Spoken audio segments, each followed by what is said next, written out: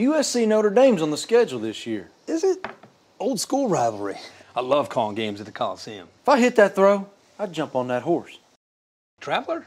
Yeah, man, that big old beautiful white horse they got. Man, they're not going to let you ride Traveler. If I win $1 million, they might.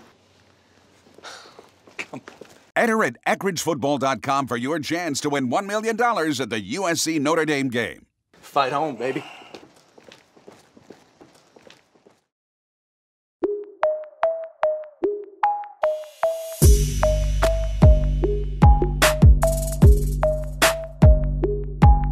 Welcome into the PFF YouTube channel. I'm George Chahrouri, joined by the big guy, Steve Palazzolo, and it is time for the USC Week 2 breakdown, brought to you as always by Eckridge, the official smoked sausage and deli meat, we will never forget that, of the USC Trojans. We got through Week 1. That's what matters. You get a victory, you get out of there. Week 2 promises to bring some new things. Let's start with that UNLV game, kind of up and down. Pull out the victory. What were some big things you saw with JT Daniels in that game? Yeah, you got to start looking at the true freshman quarterback, and I think he had some freshman ups and downs, but overall a very good performance, a 71.1 PFF grade, which is above average. It's solid.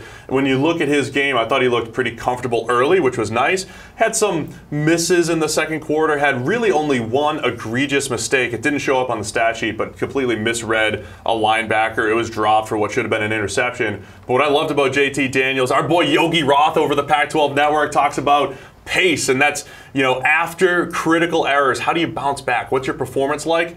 JT Daniels excelled because he was making big-time throws in the fourth quarter. Those great post routes down the field, hit his boy Amon-Ra St. Brown down the field on the post. So 2 big-time throws down the stretch. JT salvaged his debut, and overall was really solid. Yeah, that bad throw that you talked about came at the end of the second quarter, and in the second half did not have a negatively graded throw. So beautiful. Yogi would be proud. He rebounded from that critical error. Love to see that. And then Amon-Ra St. Brown, his buddy from high school, they found that connection right off the bat, targeted him 9 times on 18 routes that Amon-Ra St. Brown ran.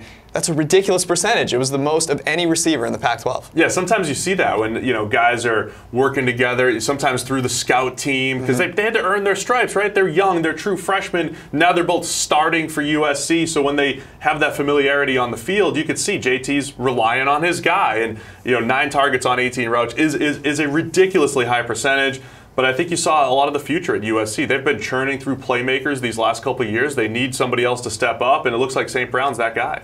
Another couple of things that we talked about them needing to do this week and probably the entire season that they did, they kept JT clean. He was clean on 85% of his dropbacks, and that paid off. Nearly 100 passer rating on those clean dropbacks. If they can keep that going, 85% led the Pac-12 quarterbacks this past week. And then they used a lot of play action, and that was worthwhile. Always the right strategy, Always the right George. move. 134.6 passer rating when they use play action. So those 2 things combined will be huge for JT and all of his weapons that he's got.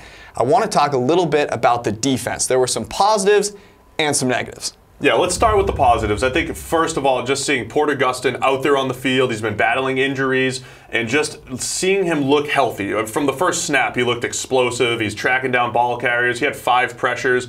He looks as explosive as ever. He's a great athlete, so it was good to see him healthy, and he's back at practice this week. So I think feeling good about Gustin rushing off the edge, and then Christian Rector, the other guy that had 5 pressures coming off the edge. Both of those guys got after the quarterback at an extremely high level. And then last week on our season preview, we talked about USC's Trojans, and I know they gave up a couple passing touchdowns, but when you look at Janae Harris getting his hands on a ball, Cameron Smith at linebacker gets his hands on 2, and then Amon Marshall at corner, he breaks up 2 passes. We're seeing some tight, sticky coverage from USC in the back 7 that should bode well. That's why we had them so high in our preseason rankings. That's why they're number 10 right now in our rankings, because we trust the way the back 7 is going to cover. So that was great. And then I know USC fans are worried about the run defense. Over 200 yards on the ground. Hard not to be, in fairness. know. The stats aren't great, but look, when you break down the run defense, it was 4 big plays. And I know that seems like a lot, but it's 4 big plays where a couple guys are out of position here and there. We're talking about a missed tackle in the secondary. The safeties didn't tackle great. A missed tackle here and there, or just a missed assignment on the fake end around. It was a 71-yard touchdown run. And, you know, plus the quarterback run game at UNLV. UNLV, you got to give them credit. They actually schemed up some pretty unique run concepts that I think had an impact against USC. So I'm not terribly worried about the run defense from a man-to-man standpoint, but there's a few things that need to be cleaned up. Yeah, if I'm going to pick one, run defense over pass coverage, versus pass coverage, I'm always going to take the coverage, and they led the Pac-12 in forced incompletions last week. So positive things there. Spinning it forward, though, you mentioned UNLV had a really unique, diverse, a lot of trickeration in there that got guys out of position. Stanford likes to run the ball. And going into Palo Alto this coming week, we know they're going to line up in a lot of heavy sets, and they're going to try and run the ball down your throat. Stanford wasn't super successful last week, actually woefully unsuccessful at doing that last week. But how do you see now this defense versus this different type of run offense? Yeah, I think man for man, USC might match up against Stanford a little bit better than what we even saw against UNLV, just because, like you said, Stanford's not going to use quarterback KJ Costello in the run game. They're going to line up with all those tight ends on the field, sometimes 4 of them, run the old school downhill power scheme. Now, they're really good at it, but I think you know what you're going to get. In all those big plays that USC gave up last week, you're not even going to see those schemes this week. So you're going to trust that front 7 to be able to get off blocks. They still need to do a little bit better job of that, but they're actually equipped, I think, to make an improvement this week against Stanford. Yeah, the missed tackles were a huge issue for USC. They had the most missed tackles overall and in the run game. Stanford didn't have a running back that forced a missed tackle in week 1. So it'll be interesting to see if there's a regression for both, and hopefully that helps USC a little bit.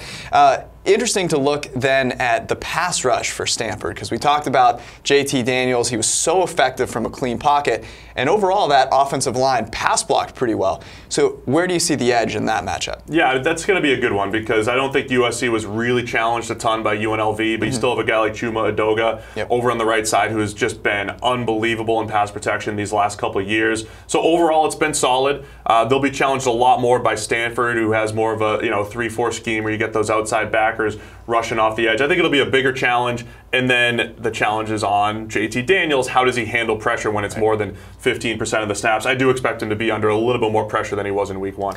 Biggest matchup that you're looking for, maybe that we haven't talked about with SC and Stanford, what is it? Well, it's got to be Stanford's pass game. As much as we talk about the run and Bryce Love and that offensive line, I think Stanford has their best quarterback in years in KJ Costello, and he's a guy that likes to throw the ball down the field. We had JJ Arcega-Whiteside had over 200 yards. It was incredible in week 1, and he's just a big play threat. He's like a big rebounder. He actually literally posted up in the end zone for one of his touchdowns. He just got in front of the defender, turned around, and called for the ball in the post. Stanford basketball could use him, I think. Seriously, I mean, that's how he plays. So USC's back 7 will be challenged. I can't wait to see when he matches up with a guy like Amon Marshall and his big, long frame. So NFL draft scouts will be watching very closely, but I'll be watching very closely because Costello, Arcega-Whiteside, a great combination, but if anybody can slow them down, it's USC because, like we said, one of the best coverage units in the entire nation. All right, so you mentioned USC. We've got them 10th overall. Stanford is 15th, but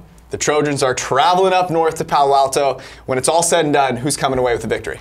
Well, we're on the USC page here. This is all about USC here. Yes, they could do it. Look, JT Daniels, he's going to have his ups and downs this year as a true freshman, but I love what I saw from him. A lot of it's going to come down to him, and then that back 7. Like I said, USC is equipped in the right places to beat Stanford, even on the road.